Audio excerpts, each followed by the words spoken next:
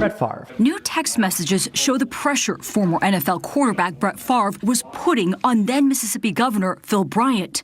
Favre requested money for an indoor football practice facility. We know the case. NFL Hall of Famer Brett Favre is facing questions tonight of whether he knowingly took $5 million of state welfare money to build a new volleyball facility for his daughter's team 5 years ago at her university and his alma mater. We know the major players. It shows that Brett Favre asked the head of a nonprofit handling welfare funds, quote, if you were to pay me, is there any way that the media could find out where it came from and how much? We know the allegations. Essentially, the former Green Bay Packers legend is accused of being part of a scheme that funneled welfare funds to him and projects where he had a vested interest. However, Favre is not alone, as the state's largest ever public corruption case involves the misappropriation of more than $77 million intended for the Temporary Assistance for Needy Families program. He has sued this guy. Brett Favre was introduced to these people who had control over the welfare fund and over the nonprofit part of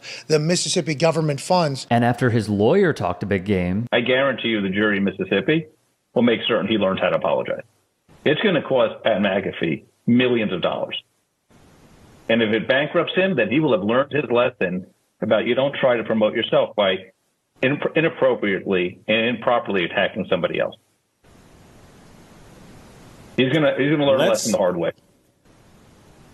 Wow. this happened. I am pleased to report that based solely on me again clarifying these points now, with no settlement paid, Brett is withdrawing his suit against me. Then he sued this guy. We got a tip in that suggested that the director of the Department of Human Services was misdirecting money and potentially involved in an embezzlement scheme. Mississippi State Auditor Shad White. We've seen a ton of welfare money that's intended for the poorest folks here in the state of Mississippi flowing to people who just simply did not need it. There was a period, clearly, where powerful people were benefiting from TANF funds here in the state of Mississippi. Who has been outspoken on the topic. The first time that I knew that Brett Favre had some sort of intersection with our investigation was when an investigator walked into my office and he said, I need you to watch this video. State Auditor Shad White led the investigation. It was a video of Mr. Favre promoting Prevacus's product, which was a nasal spray that was designed to prevent concussions. And my first question was, what does this have to do with welfare money? And the investigator's answer was exactly, what does it have to do with welfare money? Incredibly, this person. It is the one-year anniversary of the Supreme Court decision to overturn Roe versus Wade. And our next guest, Mississippi Attorney General Lynn Fitch, represented her state in the Dobbs versus Jackson case that overturned Roe. And she joins us now.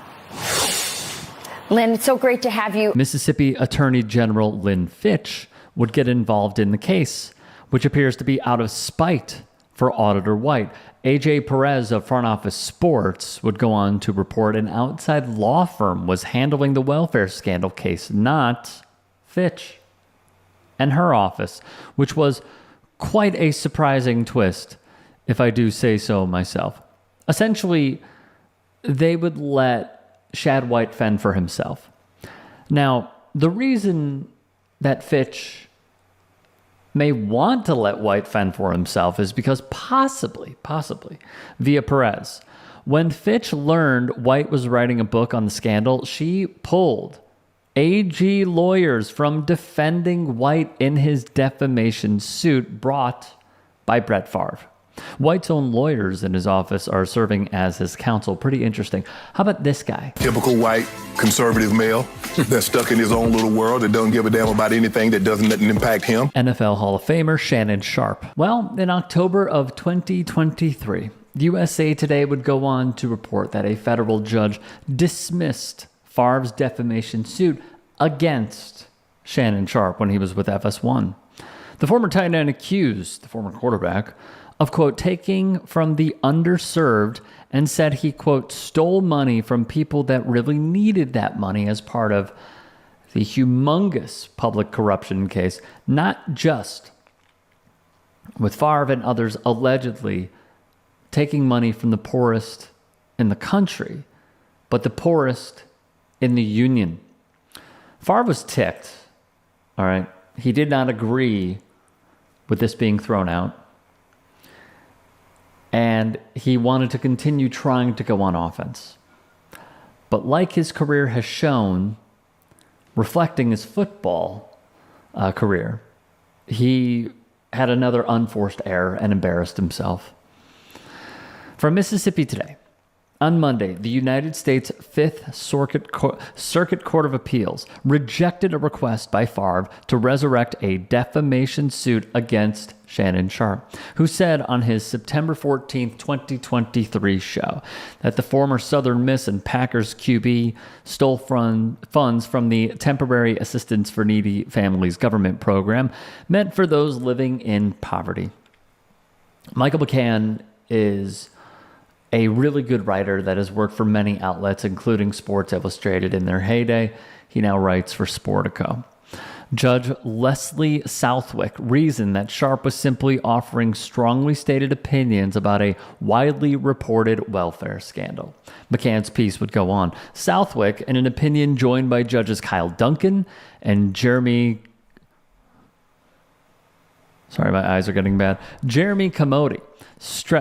stressed that while Sterrett tossed the case on grounds of Sharpe's comments were rhetorical hyperbole, the Fifth Circuit sees a different rationale for siding with the tight end. His statements were protected opinions that were based on disclosed materials, including in news reports. McCann writes of another wrinkle, and I cannot believe this. Southwick noted that Sharpe made an incorrect statement about Favre having not repaid an additional $1.1 million in temporary assistance for needy families funds. But Skip Bayless, of all people, corrected the statement on the air to say that Favre had repaid the amount, except for the interest, which was true. Bayless also stressed that Favre, quote, has not been criminally charged.